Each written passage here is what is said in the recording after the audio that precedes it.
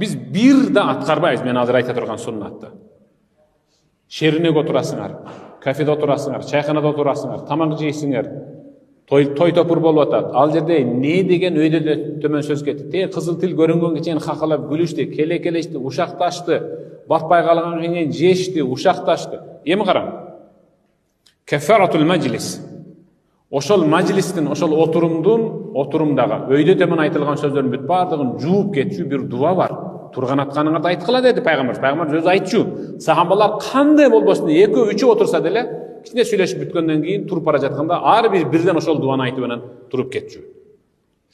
Субханакаллахумма ва бихамдик, ашхаду ан ла илаха илля ант, астагфирук ва атубу илейк. Субханакаллахумма ва бихамдик.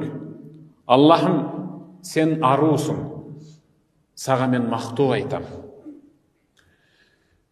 Ибадат кылынууга сенден башка татыктуу илахтар жок деп күбөлүк берем. Сенден кечирим сурайм, жана сага тобо кылып кайрылам. Ушуну мен ушуну айтып эле туруп кеттиң.